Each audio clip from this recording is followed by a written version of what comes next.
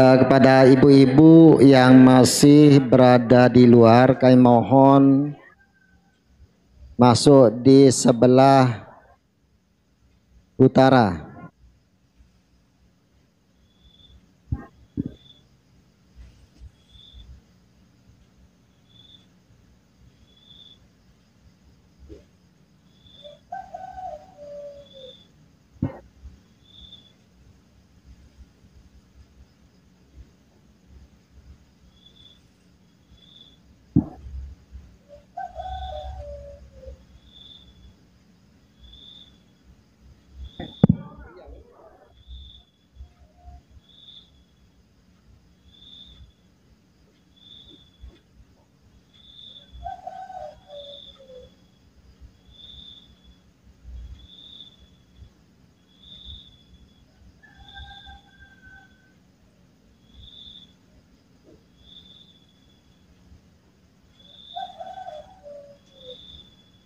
Dipersilahkan sama Bupati, Kadis LH,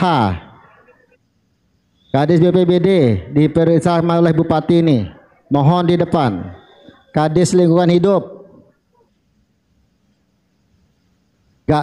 Kadis Bencana, staf ahli, Kadis Sosial, staf ahli di dekat Pak Ano sana. Ini Ibu staf ahli, Ibu Kadis Sosial.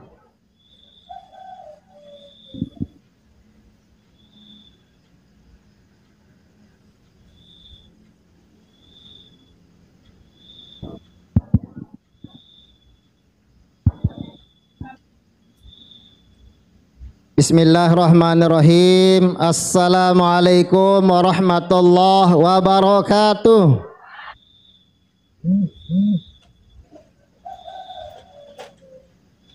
Alhamdulillah rabbil alamin wal aqibatu lil muttaqin wala udwana illa 'alal zalimin wa innallaha la yudhi'ul muslimin.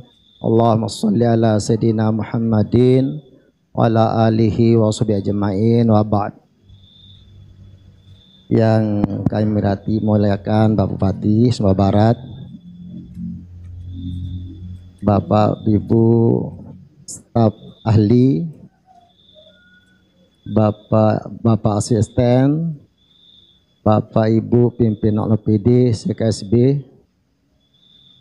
Bapak-bapak camat, Bapak-bapak Ibu Sekdis, Kabid semua, tidak bisa dihitung satu persatu. Wabil khusus Bapak Ibu anggota AGR dan jamaah yang hadir. Malam ini khusus kita tidak ada dialog. Kita akan mendapat siraman rohani sebagai bekal kita supaya hati kita sampai sejuk. Tidak gampang kita undang ulama. Datang ke tempat kita, daerah kita akan semakin sejuk. Kita duduk sesaat bersama ulama lebih baik daripada kerjakan yang lain. Duduk sesaat, apalagi banyak kali kita duduk. Nah saat ini insya Allah nanti kita akan diberikan sambutan oleh Bupati dulu, baru beliau nanti akan berikan kita usia. Untuk pertama kali pada Bapak ini untuk memberikan sambutan. Kami silakan. Bismillahirrahmanirrahim. Assalamualaikum warahmatullahi wabarakatuh. Alhamdulillahirabbil alamin. Kalau melihat jawab salamnya sepertinya makan malamnya nikmat.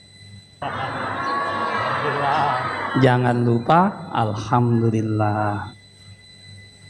Bersalawat kita, Allahumma sholli ala sayyidina Muhammad wa ala ali sayyidina Muhammad. Di malam hari ini terasa spesial. Kita spesial banget ya. Ya.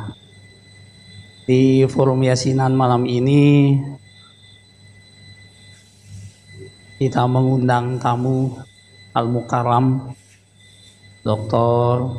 Ustadz Dr. Haji Taufik Basalamah.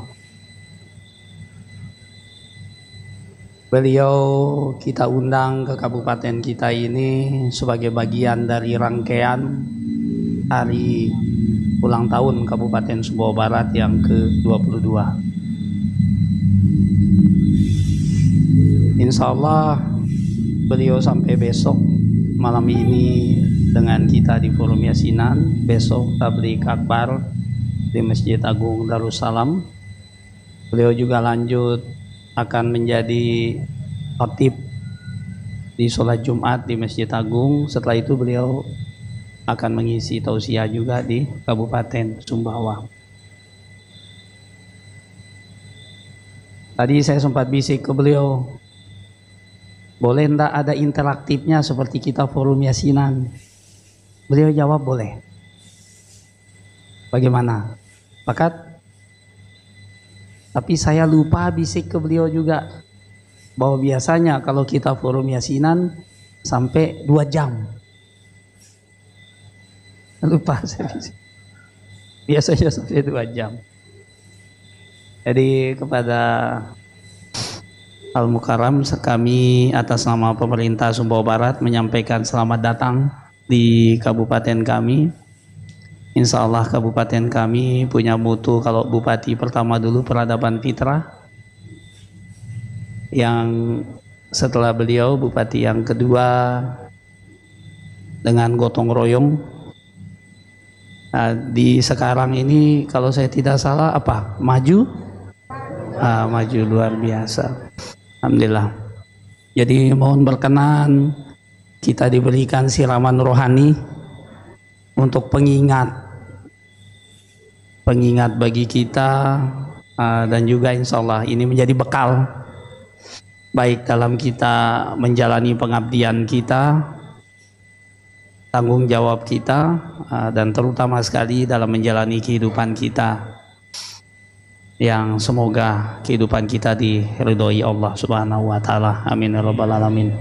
Jadi kesempatan ini saya menjadi moderatornya.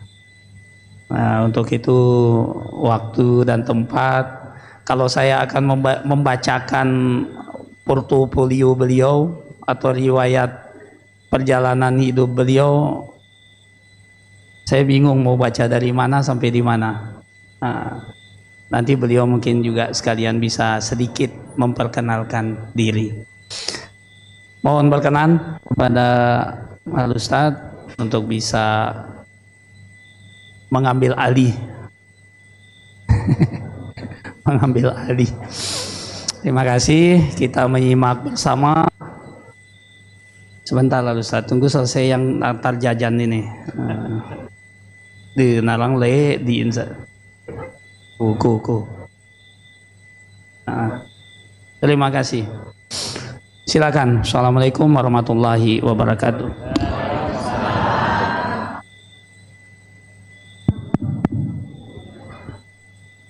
Bismillahirrahmanirrahim. Yang kita hormati bersama, yang kita banggakan bersama, Bapak Bupati Sumbawa Barat, Bapak Ammar siapa? Nurmansa. Ana dengar cerita banyak tentang beliau selama perjalanan dari bandara tadi sampai ke sini. Dapat cerita dari Ketua MUI kita, Tuan Guru Burhanuddin Hafizahullah Ta'ala, yang saya hormati semua yang duduk di depan ini. Saya nggak tahu mau nyebut siapa-siapa, yang jelas katanya eselon 2 semua yang ada di depan misalnya. Mereka yang punya tanggung jawab besar dan bakal ditanya sama Allah semuanya tentang apa yang Allah telah embankan dan amanah yang diberikan kepada mereka. Dan kepada jamaah yang hadir di sini, saya ucapkan assalamualaikum warahmatullahi wabarakatuh.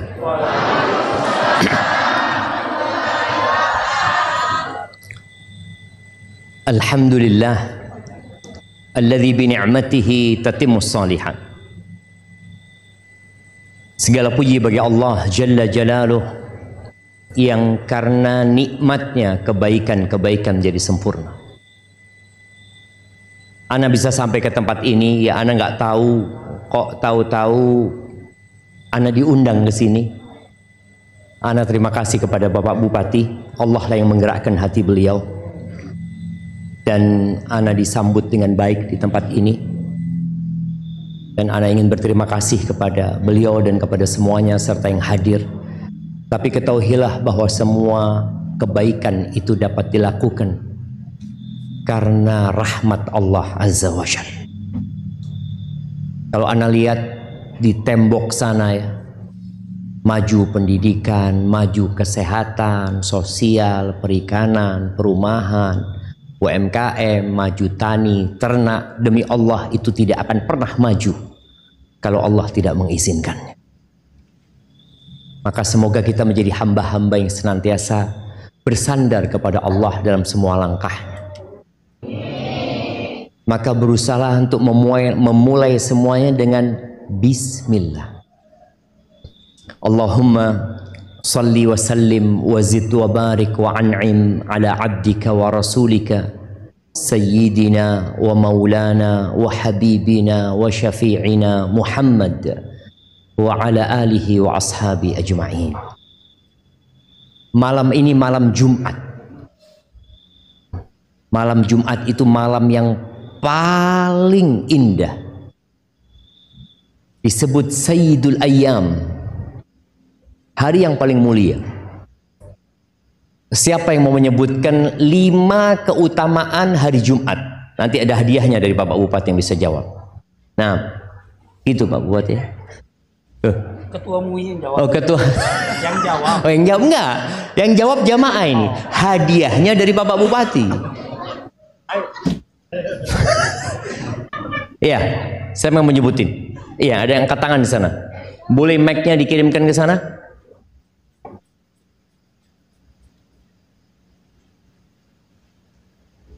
Iya, mana yang angkat tangan duluan? Sebelah sana.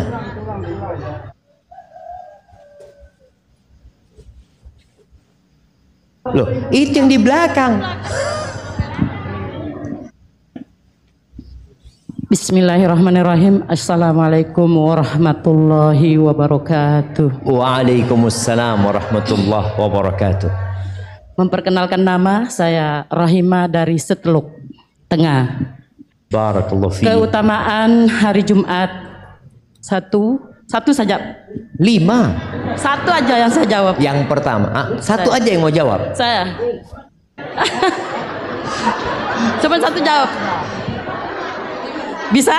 Satu. Gimana? Berbagi. Kasih hadiah satu. Yang 5. Iya, kasih hadiah. Kalau hari Jumat kita mengirim selawat kepada Rasulullah, itu selawatnya dijawab sama beliau. Allahumma salli wa sallim ala nabiyina Muhammad. Wassalamualaikum warahmatullahi wabarakatuh. Waalaikumsalam warahmatullahi wabarakatuh. Baik, nanti hadiahnya diambil. Dilemparkan ke yang lain 4-nya. Oke, itu yang angkat tangan. Yang 4 ya. Sebutkan secara lengkap. Keutamaan hari Jumat yaitu membaca Al-Kahfi dan melaksanakan sholat Jumat.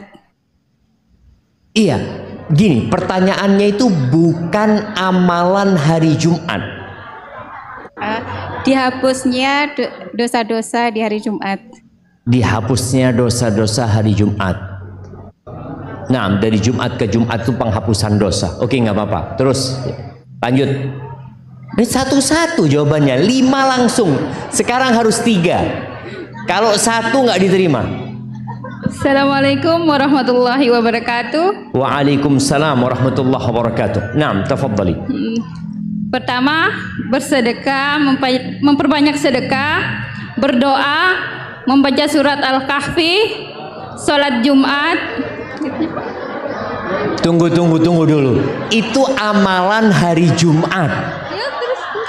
Pertanyaannya, keutamaan hari Jumat. Nah, Nambah satu lagi. enggak nambah lagi yang lainnya. Yang itu yang belakangnya. Assalamualaikum warahmatullahi wabarakatuh. Waalaikumsalam warahmatullahi wabarakatuh. Keutamaan hari Jumat yang pertama, terciptanya Nabi Adam di hari Jumat. Masya Allah. Naam. Terus hari kiamat juga terjadi di hari Jumat. Naam. Hari Jumat juga di akhir Jumat itu ada waktu mustajab untuk berdoa. Ada doa mustajab. Hari Jumat juga salah satu hari akbar di mana diwajibkan bagi kaum laki-laki untuk sholat Jumat. Ibaratnya satu tahun itu ada hari akbarnya di Id, setiap minggu itu ada hari Jumat. Masya Allah. Ini sudah berapa tadi? Oke, cukup, nggak apa-apa. Sudah cukup. Oh, sudah cukup. Sudah cukup. Jazakumullah khair Ustaz, barakallahu fiik. Wa fiik wa barak. Naam. Jamaah rahimakumullah. Tatkala seorang mengetahui keutamaan sesuatu, maka dia akan semangat untuk memanfaatkan hari Jumat itu. Tapi sebagian kita lewat hari Jumat seperti hari-hari lainnya. Padahal di hari itu manusia pertama diciptakan. Di hari itu dimasukkan ke surga, di hari itu diturunkan dari surga, dan kelak hari kiamat itu akan terjadi di hari Jumat. Lalu Nabi SAW mengatakan, fa'akthiru fihi minas salati alayya, fa inna salatakum alayya ma'rudah. Kalian perbanyak solawat di hari Jumat itu. Perbanyak. Bicara banyak, berapa sebenarnya banyak itu? Sebagian ulama menyebutkan ya paling tidak 300 kali. Coba tanyakan kepada diri kita, Jumat lalu berapa kali kita bersalawat buat Nabi alaihi salatu wassalam? Baik. Pertanyaan kedua, itu pertanyaan pertama. Pertanyaan kedua, sebutkan 10. Kebanyakan 10. Baik, sebutkan 5 pagi. 5 keutamaan bersolawat buat Nabi SAW. Dapat apa kita ketika bersolawat buat Nabi SAW? Bapak-bapak, ibu-ibu tadi sudah. Bapak-bapak sekarang. 5.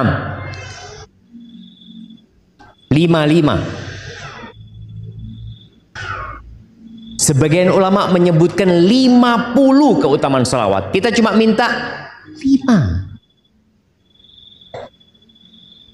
Bapak-bapak, tadi ana dikasih tahu sama Tuan Guru Burhanuddin, beliau menyampaikan di sini ini kurang semangat beramal. Ilmunya Masya Allah orang-orang ini, tapi pengamalannya masih kurang. Apa seperti itu? Kalau lihat wajahnya semangat semuanya. Nah, jamaah, kesempurnaan manusia itu dengan 2 hal.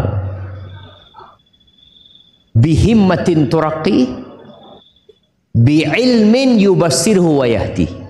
Manusia jadi sempurna karena 2 hal. Yang pertama semangat, yang membuat dia akhirnya naik ya. Kalau kita lihat orang ketika jadi ASN itu akan naik tingkatannya, karirnya naik terus karena semangat. Kalau nggak semangat dia nggak akan naik. Yang kedua dengan ilmu, yang dengannya dia tahu jalan mana yang benar, mana yang salah. Maka tatkala orang tidak punya ilmu, dia akan tersesat. Maka kenapa banyak orang kalau ditanya, antum hari ini berapa kali sholawat buat Nabi SAW? Dia jawab berapa ya? Mungkin dia nggak akan bisa menghitung karena memang dia nggak banyak sholawatnya. Baik, fadhol. Tadi yang ada yang angkat tangan. Iya, kasihkan mic-nya kepada beliau.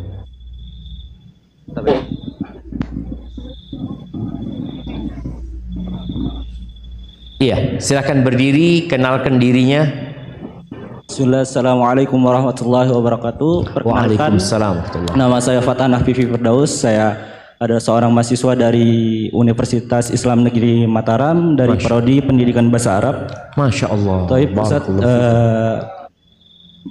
balasan yang pertama yaitu terhapusnya dosa. Ya, hapuskannya dosa. Terhapuskan dosa, kemudian diangkat derajat, dan kemudian Allah akan membalas salawat kita kepada Nabi Muhammad SAW. Satu salawat dibalas 10 salawat dari Allah Azza wa Jalla. 3 udah. 3. Diberikannya syafaat, Ustaz. Diberikannya syafaat 4. Oh, dikabulkannya doa, Ustaz. Dikabulkannya doa, Masya Allah. Barakallahu fiikum. Syukran, Ustaz. Jazakumullah khair kasir. Masya Allah. Nanti ambil hadiahnya kemana, Bu? Oh, langsung ke beliau yang ambil hadiahnya. Langsung ke beliau. Nah, ahibati fillah, itu sebagai muqaddimah ya. Semoga kita bisa menghargai malam Jumat itu, hari Jumat. Kemudian kita memperbanyak salawat buat Nabi alaihi salatu wassalam. Antum bisa bayangin ya, ketika miliaran manusia di padang mahsyar, mereka datang ke Nabi Adam, mereka datang ke Nabi Nuh, mereka datang ke Nabi Ibrahim, mereka datang ke Nabi Musa, ke Nabi Isa, minta syafaat kepada mereka. Mereka semua angkat tangan. Lalu terakhir ketika mereka datang kepada Nabi Isa alaihissalam, Nabi Isa mengatakan, idhabu ila Muhammadin. Kalian berangkatlah ke Muhammad sallallahu alaihi wasallam. Abdin qad ghafarallahu lahu ma taqaddama min dhanbihi wa ma ta'akhkhar. Seorang hamba yang dosa-dosanya yang lalu dan yang akan datang sudah diampuni. Akhirnya seluruh umat manusia datang kepada Nabi kita Muhammad alaihi salatu wassalam. Lalu beliau mengatakan, analaha, analaha. Itu buat aku syafaat itu. Dan nanti tatkala mereka menyeberangi sirat, ternyata mereka tidak langsung masuk surga. Jadi umat manusia ketika melewati sirat yang berada di atas neraka jahanam, mereka masih ditahan. Mereka harus berhenti di depan pintu surga. Ada berapa pintu surga, ibu-ibu? Ibu-ibu, 7 itu pintu neraka. Jangan keras-keras. Ada 8 pintu surga itu. Ada berapa? Kalau nanti kelihatan 7 berarti neraka. Semoga kita tidak kelihatan yang 7. Ketika mereka sampai ke pintu surga, Nabi Ibrahim sudah sampai sana, Nabi Adam sudah sampai sana, Nabi Musa, Nabi Isa, Nabi Hud, Soleh sampai bersama umatnya. Nggak ada yang dibukakan pintu surga buat mereka. Sampai datang Nabi kita Muhammad alaihi salatu wassalam. Lalu beliau mengatakan, fa'akhudhu bihalaqatil bab. Aku pegang pengetuk pintu. Siapa yang tahu luasnya pintu surga? Lebarnya, bukan luasnya. Lebarnya daun pintu surga. Mau masuk surga enggak? Kalau enggak tahu gimana mau masuk surga? Nah, bapak-bapak, berapa lebarnya pintu surga? Jumlahnya 8. Iya. Lebarnya, Insya Allah, langsung cari di Google.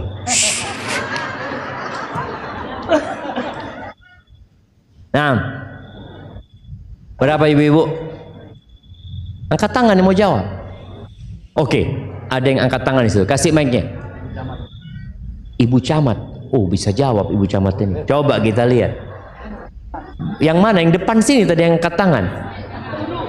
Iya, ini yang depan sini. Oh, iya, nggak usah rebutan.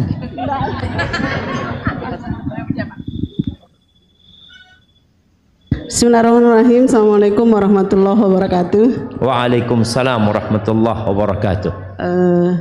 Jarak antara 2 pintu surga adalah seperti jarak antara Mekah dan Hajar, yaitu jarak antara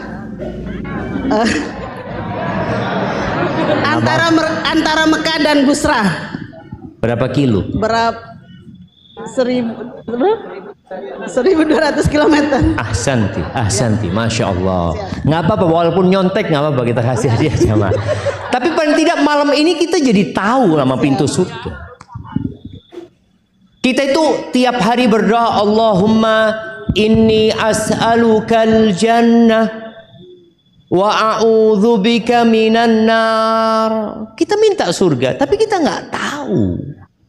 Seperti apa pintu yang bakal kita lewati nanti? Ternyata tadi disebutkan Nabi alaihi salatu wasallam menyampaikan baina Makkah wa Hajar atau baina Makkah wa Busra. Itu kira-kira kalau diukur sekarang 1200 km lebarnya pintu surga. Dan kelak pada hari kiamat pintu yang 8 itu kadzidun minaz ziham. Ramai, padat, berdesak-desakan orang mau masuk pintu surga. Tapi ternyata nggak dibukakan. Sampai datang siapa? Nabi Muhammad SAW. Ketika beliau mengetuk pintu surga itu, ada suara dari dalam surga bertanya, "Man?" Siapa yang ngetuk-ngetuk pintu ini? Apa kata Nabi kita Muhammad alaihi salatu wassalam? Muhammad. Kita lihat ya tawaduknya Rasul sallallahu alaihi wasallam. Beliau tidak mengatakan Rasulullah Muhammad. Beliau mengatakan Muhammad. Dari balik pintu surga mengatakan, aku diperintahkan untuk tidak membukakan pintu ini kecuali buat engkau. Jadi Nabi Muhammad alaihi salatu wasallam nabi penutup dan beliau adalah Sayyidul Anbiya. Kalau semua nabi ditimbang dengan Nabi Muhammad SAW, tetap lebih utama Nabi Muhammad SAW. Maka lalu beliau masuk surga dan umatnya akan masuk surga. Semoga kita pada waktu itu berada di belakang Nabi Muhammad SAW. Jamaah rahimakumullah, semua punya angan-angan, semua punya cita-cita. Semua punya ambisi dan beda-beda ambisi kita. Ada yang ingin jadi presiden di sini? Hah? Ada. Kira-kira tahun berapa ada presiden dari Kabupaten Sumbawa Barat? Hah? Setelah Prabowo insyaallah. Nah, semua punya cita-cita. Anak kita punya cita-cita. Bapak kalau tanya sama anaknya, nak kepingin jadi apa? Kepingin jadi pilot, kepingin jadi dokter, kepingin jadi bupati mungkin. Anak kepingin tanya sama bapak bupati kita, pernah nggak punya cita-cita jadi bupati, bapak bupati itu? Ketika kecil gitu ya? Nggak ada ya? Nggak pernah sholat tahajud minta jadi bupati gitu? Bayangin, nggak ada. Tapi ada yang memang takdirnya ke sana. Pernah ada 4 orang. Mereka sedang duduk di Hijr Ismail. Semoga yang belum sampai ke Mekah dan bisa tawaf ya. 3-4 orang ini 2 sahabat, 2 tabi'in. Sahabat yang 2 adalah Abdullah bin Umar, Abdullah bin Zubair. Ini 2 sahabat. Yang 2 lagi tabi'in. Adiknya Abdullah bin Zubair namanya Mus'ab bin Zubair sama Urwah bin Zubair. Akhirnya mereka lagi ngobrol. Mereka mengatakan tamannau. Ini disebutkan oleh Imam Adz-Dzahabi dalam kitabnya Syiar A'lamin Nubala. Kalian silahkan berangan-angan. Mumpung ada di Hijr Ismail. Dan Hijr Ismail itu termasuk bagian Ka'bah. Jadi orang yang sholat di dalam Hijr Ismail seperti sholat di dalam Ka'bah. Karena Aisyah radhiyallahu ta'ala anha melihat Nabi Muhammad SAW sholat di dalam Ka'bah, maka sebagai istri yang dicintai dia ingin sholat dalam Ka'bah juga. Lalu sama Nabi SAW dibawa ke dalam Hijr Ismail. Beliau mengatakan, "Shalli, engkau sholat di sini. Fa innahu minal Ka'bah." Ini termasuk dari Ka'bah. Akhirnya mulailah berangan-angan. Abdullah bin Zubair berangan-angan mengatakan, "Atamannal khilafah." Aku berangan-angan menjadi khalifah. Bukan presiden, jemaah. Kita tahu ya, kalau presiden itu kekuasaan di satu negara. Khalifah itu di zamannya Abu Bakar Siddiq, di zamannya Umar bin Khattab, di zamannya Utsman, di zamannya Ali, semakin lebar. Dia ingin jadi khalifah. Dia mungkin berharap dengan jadi khalifah aku bisa memberikan manfaat yang besar buat umat deh. Sehingga aku dapat pahala yang banyak dengan memberikan manfaat kepada umat. Dan kita tahu 7 golongan yang akan mendapatkan naungan dari Allah di padang mahsyar, yauma la dhilla illa dhilluh. Pada hari tidak ada naungan kecuali naungan Allah Azza wa Jalla. Yang pertama siapa? Imamun adil. Pemimpin yang adil. Oke. Itu Abdullah bin Zubair. Lalu Urwah bin Zubair. Urwah bin Zubair ini seorang alim ulama dari kalangan tabi'in. Dia mengatakan atamanna ayyukhadha 'annil ilm. Aku berharap, aku berangan-angan orang-orang itu belajar dari aku. Sehingga dia dapat manfaat dari ilmu yang diajarkannya. Adapun Mus'ab bin Zubair, dia mengatakan atamanna imratal Iraq. Kalau abangnya menjadi khalifah, dia berharap jadi gubernurnya Irak. Wa an ajma'a baina Sakinah binti Husain wa Fatimah binti Talha. Dan aku berangan-angan dapat menikahi 2 wanita. 2 wanita ini wanita paling cantik di masa itu. Yang pertama adalah Sakinah. Ada yang namanya Sakinah di sini? Angkat tangan. Jangan ngaku-ngaku namanya Sakinah. Naam, Sakinah bintu Husain bin Ali bin Abi Thalib, cucunya Rasul SAW. Cucunya Ali bin Abi Thalib. Dan kita tahu ibundanya Husain adalah Fatimah binti Muhammadin sallallahu alaihi wasallam. Ini Sakinah cantik sekali. Tapi disebutkan ada yang lebih cantik dari Sakinah. Siapa? Fatimah binti Talha ibn Ubaidillah. Itu lebih cantik dari Sakinah. Dia berangan-angan bisa menikahi 2 perempuan itu sekaligus. Antum ketawa. Angan-angannya bupati apa ya? Baik. Yang keempat, Abdullah bin Umar. Kita lihat angan-angannya apa. Dia mengatakan, atamanna ayyaghfirallahu li. Aku berangan-angan Allah mengampuni dosa-dosaku. Kita lihat yang 3 itu ya urusannya dunia. Abdullah bin Umar ingin diampuni sama Allah Azza wa Jalla. Dan subhanallah, Abdullah bin Zubair angan-angannya dikabulkan sama Allah jadi khalifah. Urwah bin Zubair jadi ulama dari kalangan tabi'in, bahkan termasuk 7 ulama yang terkenal di kota Madinah pada waktu itu. Mus'ab bin Zubair jadi gubernur di Irak dan menikahi 2 wanita tercantik di masa itu. Supaya kita tahu ya Allah itu mengabulkan doa kita. Maka berdoalah yang baik dan mulia. Kata Imam Zahabi yang menyebutkan kisah ini, dan kami berharap Allah mengampuni dosanya Abdullah bin Umar. Karena bicara ampunan itu di akhirat baru bisa dilihat. Yang 3 di dunia, tapi yang 1 itu di akhirat. Jamaah rahimakumullah, siapa di antara kita yang angan-angannya ingin diampuni sama Allah Azza wa Jalla? Ya ngomongnya semua. Coba perhatikan doa-doa kita. Mana yang lebih banyak kita minta kepada Allah? Berapa kali kita istighfar dalam sehari?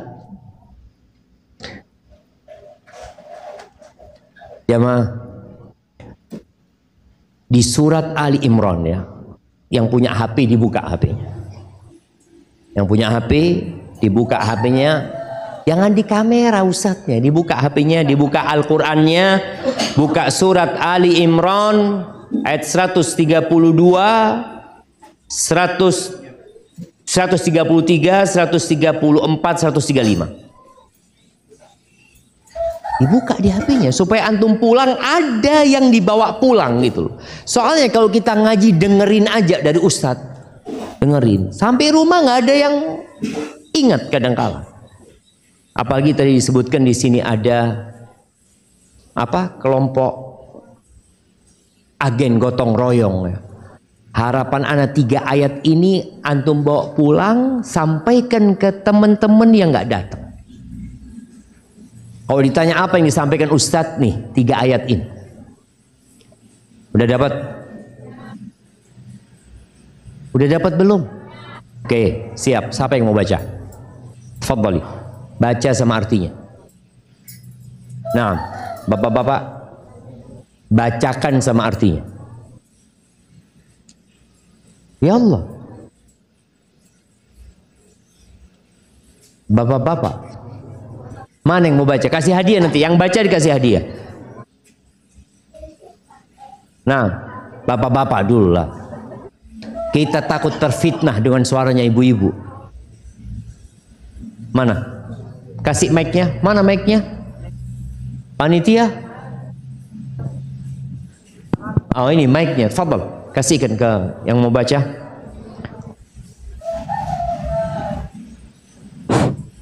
Assalamualaikum warahmatullahi wabarakatuh. Waalaikumsalam warahmatullahi wabarakatuh.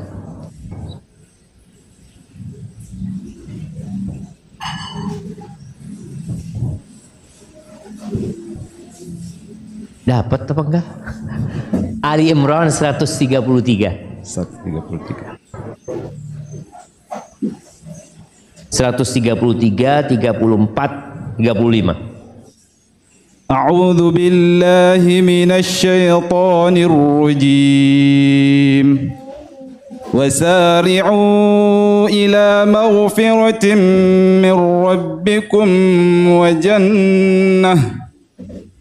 wa jannatin arduha as-samawati wal ardu u'iddat lil muttaqin. Diulangi, wa jannatin arduha as-samawati wal ardu u'iddat lil muttaqin. Artinya, dan bersegeralah kamu mencari ampunan dari Tuhanmu dan mendapatkan surga yang luasnya seluas langit dan bumi dan yang disediakan bagi orang-orang yang bertakwa. Alladzina yunfiquna fis sarra'i wad-dharra'i wal kadhimina al-ghaidha wal 'afina 'anil nas wallahu yuhibbul muhsinin. Yaitu orang-orang yang berinfak baik di waktu lapang maupun sempit, dan orang-orang yang menahan amarahnya dan memaafkan kesalahan orang lain, dan Allah mencintai orang-orang yang berbuat kebaikan. Walladzina idza fa'alu fahishatan aw zalamu anfusahum dzakarullaha fastaghfaru lidhunubihim wa man yaghfiru adh-dhunuba illa Allah wa lam yusirru ala ma fa'alu wa hum ya'lamun. Dan juga orang-orang yang apabila mengerjakan perbuatan keji atau menzolimi diri sendiri segera mengingat Allah lalu memohon ampunan atas dosa-dosanya. Dan siapa lagi yang dapat mengampuni dosa-dosa selain Allah, dan mereka tidak meneruskan perbuatan dosa itu sedang mereka mengetahui. Ahsanta, barakallahu fiik, jazakallahu khair. Assalamualaikum warahmatullahi wabarakatuh. Waalaikumsalam warahmatullahi wabarakatuh. Jadi jamaah, usahakan kita kalau baca Quran itu sama artinya. Dan sesekali kita dengarkan orang baca Quran. Bukan hanya baca sendiri tapi mendengarkan. Nabi SAW kadang-kala mendengarkan dari sahabat. Padahal Quran diturunkan kepada beliau. Sampai pernah beliau mengatakan kepada Abdullah bin Mas'ud, "Iqra' alayya." Bacakan Quran kepada aku. Abdullah bin Mas'ud mengatakan, "Aqra'u 'alaika wa 'alaika unzil." Gimana aku membacakan kepadamu? Sedangkan Quran ini diturunkan kepadamu ya Rasulullah. Apa kata beliau alaihi salatu wassalam? Fa inni uhibbu an asma'ahu min ghairi. Aku suka dengar dari orang lain, kata beliau.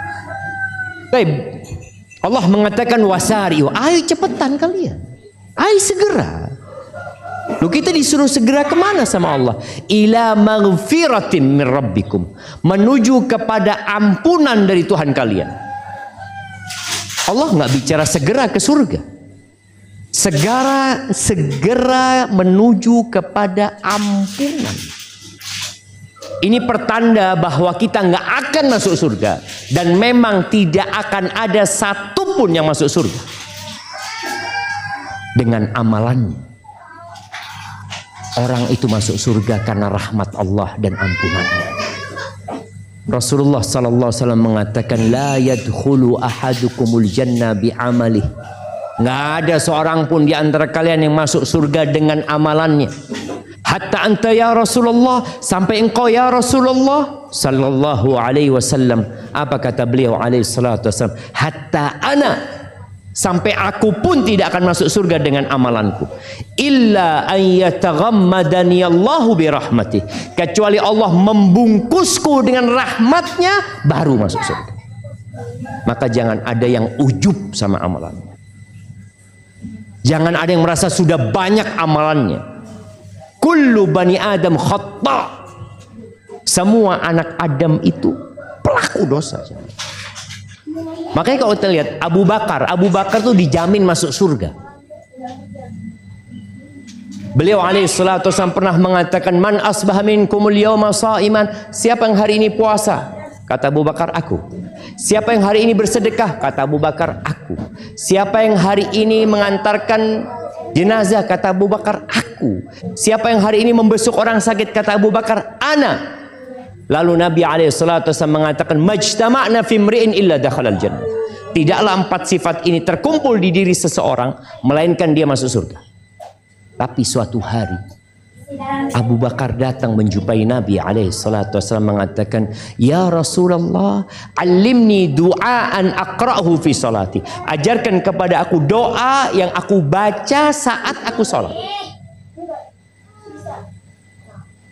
Siapa yang tahu doa yang diajarkan kepada Abu Bakar? Nah, ibu-ibu, hafal insya Allah sama doa. Cuma nggak tahu kalau ternyata doa itu doanya Abu Bakar yang diberikan Nabi SAW kepada. Nah, ada yang mau jawab? Jangan nyari lagi di Google lagi. Nabi SAW mengatakan, qul, katakan wahai Abu Bakar, Allahumma inni zalamtu nafsi zulman katsira. Abu Bakar yang dijamin masuk surga disuruh baca doa, ya Allah, sesungguhnya aku menzalimi diriku dengan kezaliman yang banyak. Abu Bakar disuruh membuat pengakuan dosa, padahal dia dijamin masuk surga. Supaya orang itu nggak ujub. Zulman katsira wa la yaghfiru dzunuba illa anta. Nggak ada yang bisa mengampuni dosa kecuali engkau ya Allah. Faghfirli maghfiratan min indik. Maka berikan ampunan kepada aku, pengampunan darimu ya Allah. Warhamni, rahmati aku ya Allah. Innaka antal ghafurur rahim. Bayangin jangan. Kalau Abu Bakar aja seperti itu, bagaimana dengan kita seharusnya istighfar? Rasulullah sallallahu alaihi wasallam sekali duduk itu sahabat ngitung. Nabi berdoa mengatakan, Rabbighfirli wa tub alayya innaka antat tawwabur rahim. Beliau mengatakan, ya Allah, ampuni aku, berikan taubatmu kepadaku, sesungguhnya engkau maha menerima taubat dan maha pengasih. Nabi mengatakan itu alaihi salatu wasallam 100 kali. Sekali duduk. Kita berapa kali? Maka coba dilihat jangan. Allah katakan wasari'u ila maghfiratin min rabbikum wa jannah, baru ngomong surga. Dan surga itu mahal, yang luasnya seluas langit dan bumi, yang dipersiapkan untuk orang-orang yang bertakwa. Apa sifat orang bertakwa? Yang tadi kita baca. Yang pertama, suka berinfak, suka berbagi. Kalau Anda lihat ya, semua yang tertulis di situ adalah perwujudan dari membantu dan berbagi. Berbagi pendidikan, berbagi sosial, maju perikanan. Oke, itu berbagi. Yunfiquna fis sarra wad dharra. Tapi jangan sampai yang berinfak itu hanya pemerintah. Di mana peran kita? Berinfaklah dalam kondisi lapang dan susah. Dan ingat ya, perhitungan infak dan sodakoh pada hari kiamat itu perhitungan persentase, bukan jumlah nominal. Antum sedekah 100 juta, fulan sedekah 2000, lebih besar mana? Ya tergantung. Tadi persentase. Kalau orang yang sedekah 2000 ini ternyata dia punya uang hanya 4000. Ketika dia sodakoh 2000, itu 50% dari hartanya dia sodakoh. Yang sodakoh 100 juta ternyata dia punya uang 1 triliun. Berapa 100 juta? 0,0,0,001 itu kira-kira. Iya, nggak sampai 1%. Kalau dia sodakoh 1 miliar sama 2000, banyakkan 2000. Maka Nabi SAW mengatakan sabaqa dirhamun mi'ata dinar. 1 dirham bisa mengalahkan 100 dinar. Ya karena tadi ini orang hanya punya uang 2 dirham, dia sedekah 1 dirham 50% dari hartanya. Yang itu 100 dinar tapi uangnya 1 gudang. Hanya sedikit yang dia berikan. Maka tolong berusaha mulai saat ini berinfak dengan persentase. Mamanya kalau Anda dapat rezeki 10% Anda akan sodakohkan. Dan memang ketika miskin itu mudah sodakoh. Ketika orang itu punya uang 1 juta, sodakoh 200.000, buat dia banyak apa sedikit? Padahal 20% ya. 200.000 masih lah berbagi. Ketika uangnya 10 juta, berarti yang dia sodakohkan berapa? 2 juta. 100 juta 20 juta, 1 M 200 juta, banyak banget 200 juta. Padahal sama persis dengan 200.000, nggak ada beda. Maka tolong rajin-rajinlah berinfak ya. Kemudian Allah sebutkan wal kadhiminal ghaid. Ternyata penghuni surga itu suka menahan amarahnya. Ibu-ibu kalau marah sama suami apa yang dilakukan? Mecah piring. Insya Allah. Bapak-bapak kalau marah sama istrinya apa yang dilakukan? Hah? Iya, sebagian orang kalau marah itu yang keluar dari mulutnya kebun binatang. Betul ibu-ibu? Iya, membenarkan suaminya kayak gitu biasanya gitu kan. Nah, jangan. Ada yang mencatat. Penghuni surga itu suka menahan emosi. Wal afina 'anil nas, suka memaafkan orang lain. Kadangkala kita kalau pernah disakiti sama orang, kita mengatakan tiada maaf bagimu. Padahal doa kita, Allahumma innaka afuun tuhibbul afwa fa'fu anni. Ya Allah, engkau maha pemaaf, engkau cinta dengan maaf, maafkan aku ya Allah. Orang minta maaf kita katakan tiada maaf bagimu. Gimana Allah akan memaafkan kita? Allah itu memberikan pahala sesuai dengan amalan. Jangan menyimpan dendam. Penghuni surga itu tadi nggak ada dendam. Dia menahan emosi, dia maafkan orang lain. Wallahu yuhibbul muhsin. Allah cinta kepada orang-orang yang suka berbuat baik. Kemudian kalau berbuat dosa, segera bertobat. Jangan ditunda. Itu ciri-ciri orang yang akan masuk surga. Terakhir, sebutkan 4 syarat tobat.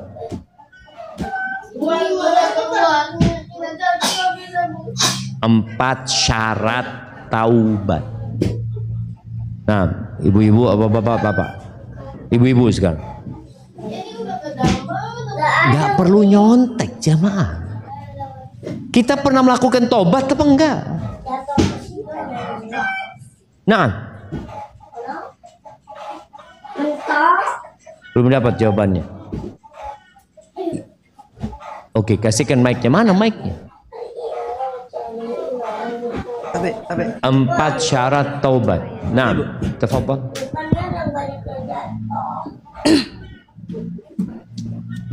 Berhenti dari dosa, menyesalinya, dan kembali untuk berbuat baik dan mengembalikan hak kepada orang lain. Coba diulangi. Ya, bismillah. Berhenti berdosa. Yang pertama, berhenti meninggalkan dosa itu. Tidak mengulangi lagi. Tidak mengulangi. Jangan dengerin orang-orang menyesatkan kadang-kala itu. Dengar suara dari kanan dari kiri. Tadi sudah benar. Yang pertama berhenti. Berhenti. Yang kedua tadi menyesali. Menyesali. Yang ketiga dan bertaubat. Nah, itu bertobat. Kita tanya syaratnya taubat. Bertekad untuk tidak mengulangi. Bukan tidak mengulangi. Kita akan mengulangi jemaah. Tabiat manusia itu akan mengulangi dosa, Tapi kalau dia niat untuk tidak mengulangi, Allah ampuni. Kemudian yang keempat apa? Dan mengembalikan hak orang lain. Barakallahu fiik, ahsanti. Siap. Betul jawabannya tadi. Kalau ada hubungannya sama orang lain, itu harus minta dihalalkan, ya, dikembalikan. Dan subhanallah jemaah. Orang yang mati syahid, semua dosanya diampuni kecuali utang. Karena utang ini urusannya sama orang lain. Nggak ada. Allah akan berikan hak kepada orang itu untuk menuntut orang-orang yang tidak bayar utang. Dosa dia sama Allah selesai. Syaratnya kalau punya dosa sama Allah tadi menyesali, meninggalkan, bertekad untuk tidak mengulangi. Tapi kalau urusannya sama manusia nggak bisa. Allah serahkan kepada manusia penyelesaiannya nanti pada hari kiamat. Maka jangan sampai ada orang-orang yang menuntut kita pada hari kiamat. Gara-gara kita punya utang, pernah dulu waktu SD masih balum-bali Ustaz. Oke, waktu SMP, waktu SMA, kuliah, makan gorengan 3, bayar 2. Nah, antum jangan pikir selesai, anda sudah tobat Ustaz. 1 gorengan itu harus dikembalikan, harus dibayar. Dan Allah mengatakan, "Famay ya'mal mithqala dzarratin khairan yarah wa may ya'mal mithqala dzarratin syarran yarah." Itu yang dapat Anda sampaikan karena sudah malam ya jemaah. Anda kembalikan ke Bapak Bupati. Jazakumullah khair.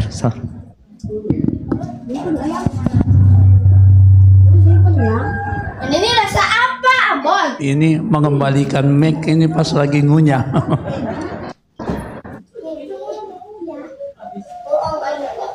Ya baik jamaah.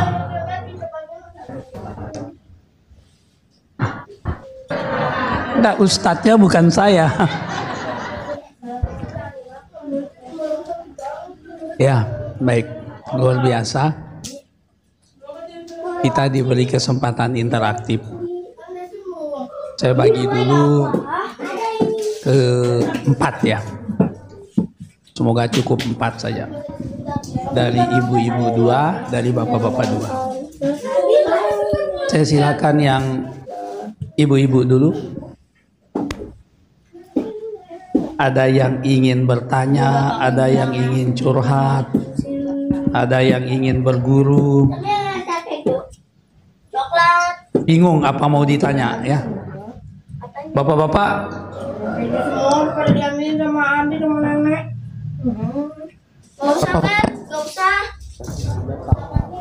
Ya, silakan. Kasih mic-nya. Halo. Jangan terlalu jauh mic-nya.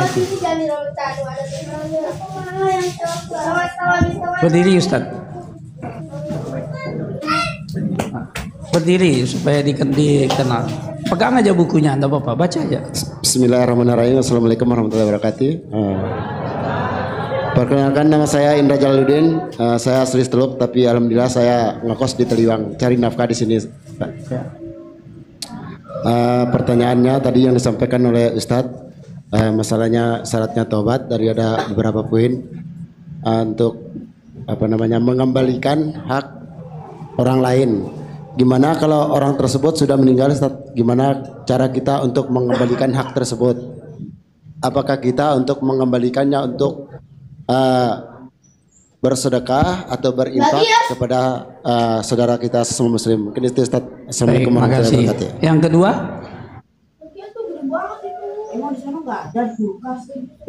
Nah, ini yang kedua dari atas panggung kayaknya. Silakan Pak Haji Wahidin.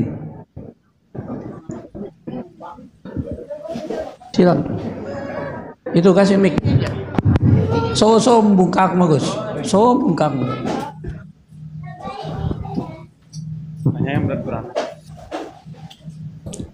Sebenarnya sudah didengar sama beliau, makanya disuruh ulang lagi. Bagaimana?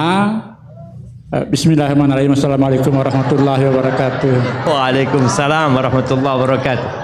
Tadi ibu-ibu tidak yang bertanya, saya mewakili katanya. Bagaimana cara ibu-ibu supaya ikhlas di poligami?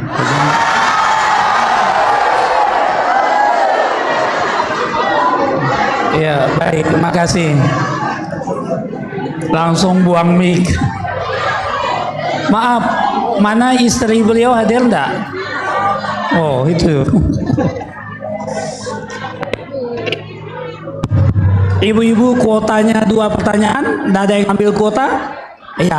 Langsung silakan. Banyak yang tanya itu. Entah ini bantahan atau apa ini, silakan.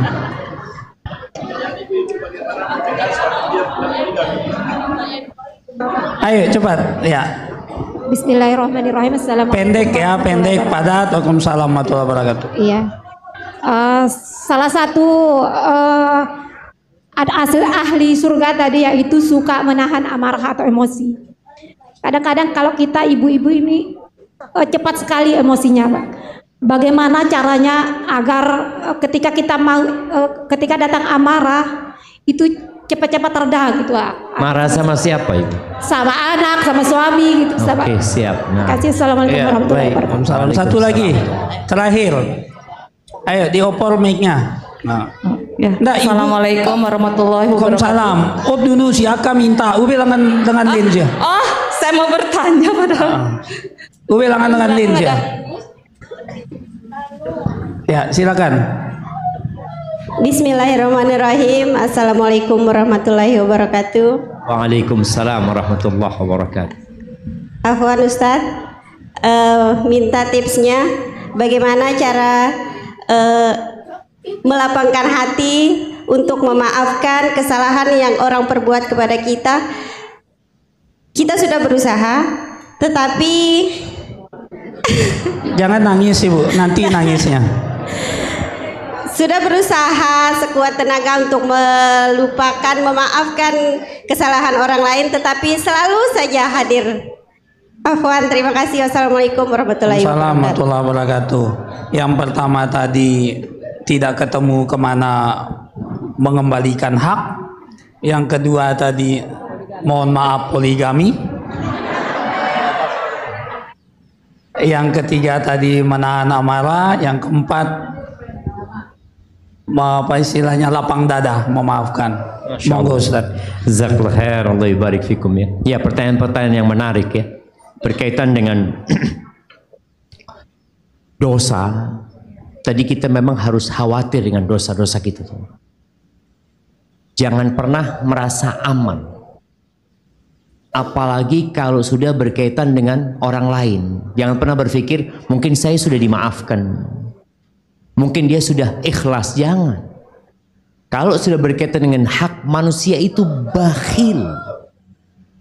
Manusia itu pelit dengan haknya. Maka tadi kalau pertanyaan yang kedua berkaitan dengan poligami, itu kenapa kok istri sulit? Karena berkaitan dengan dirinya, dia nggak mau gitu. Nggak mau suaminya dibagi. Karena memang suaminya cuma satu, nggak bisa dibagi. Betul Bapak. Baik, maka tatkala kita punya salah sama orang, kesalahan itu boleh jadi kita pernah ghibain orang, kita pernah ngomong keburukan orang lain, kita pernah memukul orang itu mungkin dulu, atau kita pernah memaki dia. Maka tatkala kita sudah berusaha mencari tahu tentang keberadaan dia, Ingat, usahanya harus maksimal. Allah mengatakan fattaqullaha mastata'tum, bertakwalah kepada Allah sesuai dengan kemampuan kalian. Dicari. Kalau mungkin kita tahu, oh orangnya itu tinggalnya di tempat ini. Sampai pernah ada seorang kawan, dia cerita sama ana, Ustaz, abah ana dulu sebelum meninggal dunia itu sering utang beras Ustaz ke satu toko Ustaz. Tokonya punya non muslim Ustaz. Kemudian abah ana meninggal, ana tanya sama ibu ana, abah kira-kira masih punya tanggungan dah? Kayaknya masih punya. Tapi ibu sudah nggak tahu tempatnya di mana. Karena itu di kota lain. Terus ana ngomong sama dia, coba antum bawa ibu antum jalan-jalan ke tempat daerah dulu tinggal di sana. Akhirnya dibawa jalan-jalan. Subhanallah, ibunya ingat, ini toko tempat bapak utang dulu. Turun akhirnya. Dan betul. Jadi cari semaksimal mungkin. Soalnya kalau antum tidak mencari semaksimal mungkin, orang itu akan mencari antum di padang mahsyar. Dan antum akan ketemu sama dia. Maka tatkala kita sudah maksimal, ya ahli warisnya dicari juga nggak dapet, ya dengan ada medsos sekarang juga nggak tahu. Kan sekarang ada kalau SMA mungkin ya, kita punya kawan-kawan yang pernah kita zalimi, antum datang kepada dia, antum minta maaf sama dia. Kalau pernah dia mukul antum atau antum pernah mukul dia, kalau orang tua enggak, anak nggak mau memaafkan antum, anak akan tuntut antum pada hari kiamat. Antum boleh nyogok dia sekarang. Inilah kunci motor anak, ambil antum sudah. Maafkan anak tadi. Karena pada hari kiamat itu nggak ada harta yang akan diambil itu kebaikan kita. Dan pada hari itu kita butuh dengan kebaikan. Kalau ternyata nggak ketemu, baru boleh disodakohkan. Disodakohkan atas nama dia. Momennya kita nggak ketemu orang itu, kita sodakoh 1 juta. Lalu tahu-tahu ketemu sama orang itu. Assalamualaikum. Lu ini yang anak punya utang sama dia. Maka antum sampaikan kepada dia, afwan, anak punya utang sama antum 1 juta. Sudah anak sodakohkan ke masjid. Antum ridho enggak? Ketika dia mengatakan enggak, anak enggak ikhlas, anak butuh fulus sekarang. Sudah, antum bayar lagi. Bayar lagi. Sodakohnya itu buat antum berarti. Seperti itu. Bayar lagi jam. Pertanyaan yang kedua, bagaimana supaya apa? Istri ikhlas ya. Di poligami gitu kan. Maka yang pertama adalah doa. Hati istri itu di tangan siapa? Tangan Allah Azza wa Jalla. Allah yang membolak-balikan hati. Dan antum ada cerita ini jemaah haji. Jemaah haji dari Pekalongan kalau nggak salah. Suaminya ini baik banget. Akhirnya ketika dia selesai haji, tanyalah istrinya sama suami, bang kok doa apa bang? Ya banyak lah kata seperti itu. Kalau engkau, aku minta sama Allah, ya Allah semua doa-doa suamiku kabulkan ya Allah.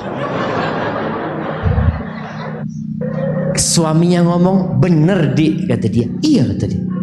Dek, aku doa kepingin poligami, kata dia. Itu nggak disapa sama istrinya 7 hari. Setelah 7 hari diantarkan sama istrinya melamar seorang perempuan. Tadi hatinya perempuan di tangan siapa?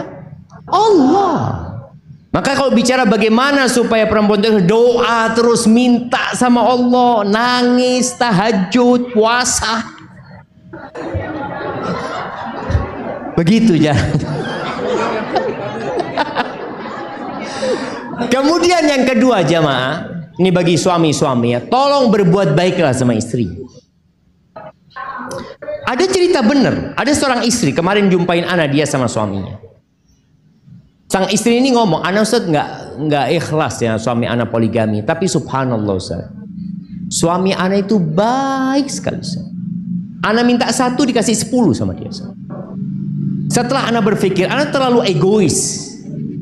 Kalau anak menghalangi dia dari melakukan sesuatu yang sebenarnya untuk menjaga kehormatan dirinya, anak terlalu egois. Akhirnya luluh hati itu. Jadi suami ini hendaklah baik sama istrinya. Jangan sampai poligami karena ribut sama istrinya. Nggak bener. Tapi baiklah sama istrinya, berdoalah minta sama Allah, dan tolong jaga hati anak-anaknya. Karena jangan sampai keributan itu merusak masa depan anak-anak nantinya. Seperti itu. Bismillah. Mau dicarikan Bapak?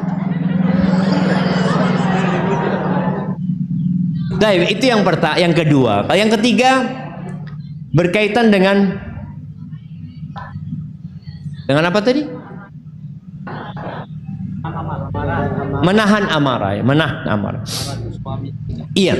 Jadi memang emak-emak ini kadang-kala sulit menahan amarah.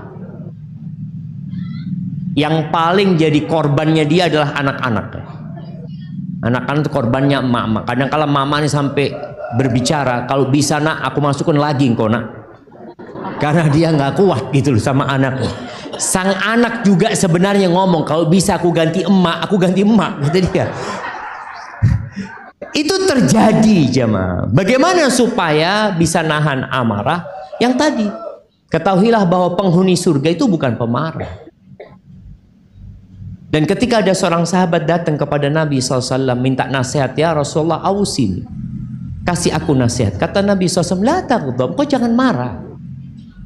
Orang itu ada amarah, tapi diperintahkan untuk nahan emosinya.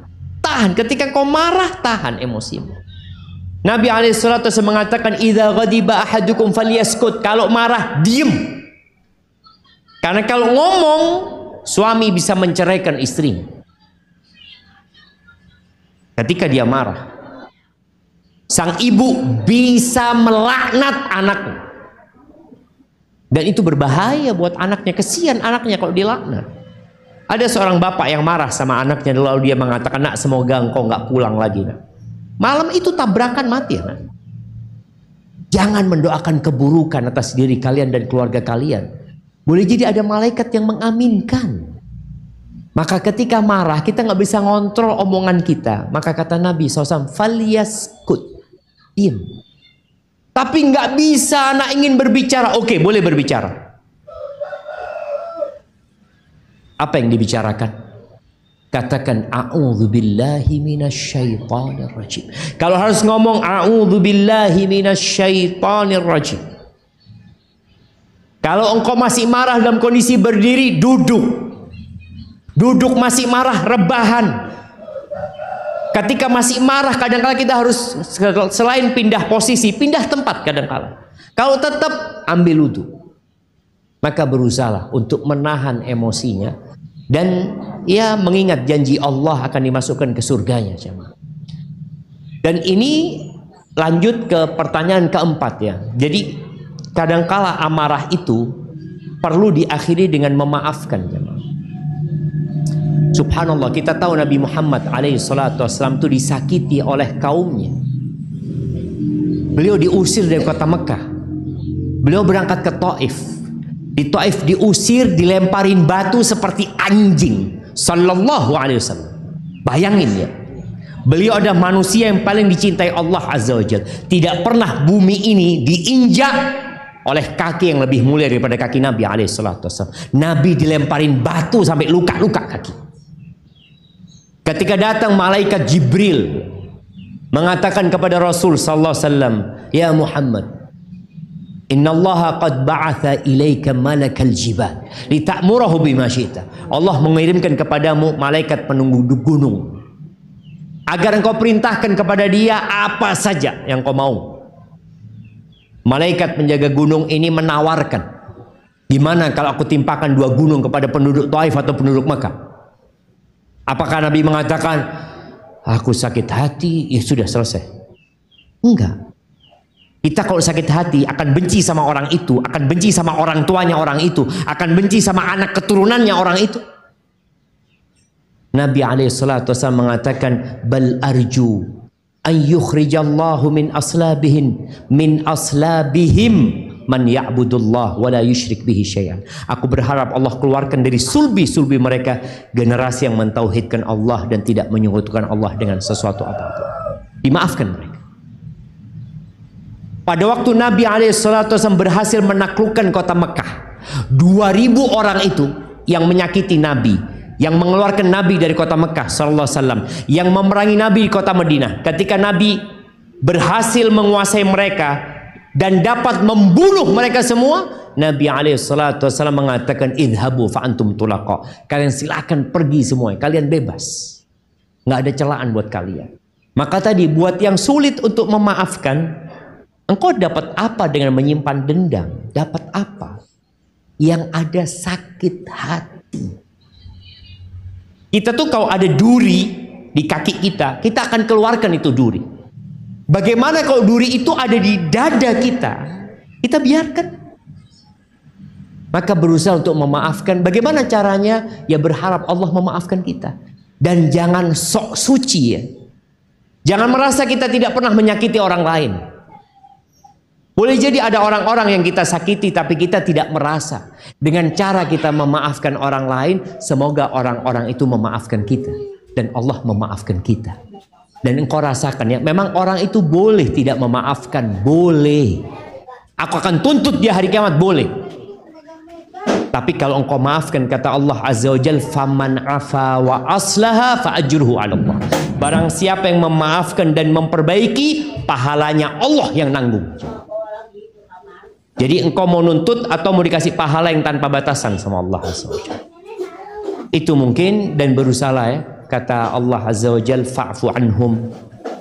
Engkau maafkan mereka, wastaghfir lahum. Jadi jangan hanya memaafkan, tapi doakan. Ya Allah, fulana engkau ampuni dia. Wirhum fil amri. Udah ajak musyawarah. Jadi jarak yang jauh dekatkan, seakan-akan tidak pernah terjadi apa-apa. Tapi itu berat. Maka caranya mintalah kepada Allah agar bisa memaafkan. Hadza wallahu a'lam bissawab. Itu yang dapat Anda sampaikan, kurang lebihnya mohon maaf. Anda kembalikan ke Bapak Bupati. Ini pada terdiam semua ini. Antara kesulitan memaafkan. Sudah diberi rumusnya tadi ya. Ya. Baik Bapak Ibu, terima kasih Ustaz. Beliau cukup lelah hari ini perjalanannya, tapi masih bisa memberikan kita pembelajaran di kesempatan ini.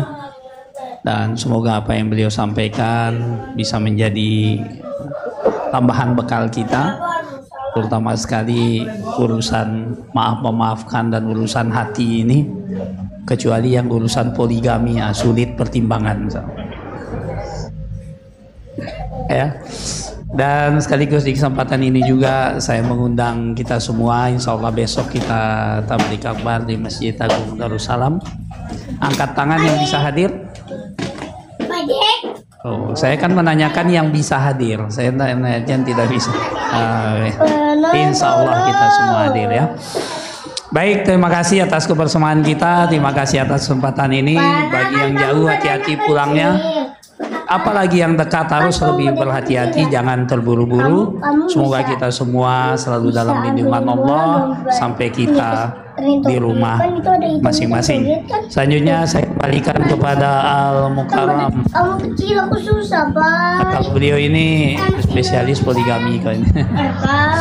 Allahumma wassalamualaikum warahmatullahi wabarakatuh. Assalamualaikum warahmatullahi wabarakatuh. Alhamdulillah malam ini santapan rohani kita sudah full. Coba saya ingin tahu, ada anda yang serta dari Pototano? Ada anda dari Setuluk? Alhamdulillah semua hadir. Insya Allah besok tadi semua ini siap? Siap? Coba salam Pak Bupati sekali. KSB maju. KSB maju. KSB maju. Mari kita tutup dengan doa dan majelis.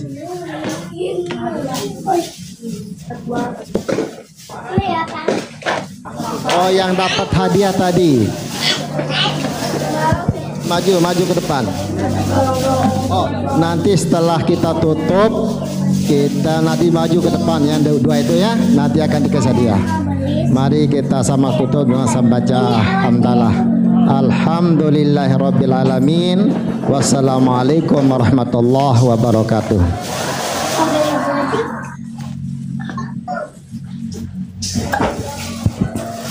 Ini enggak usah lah.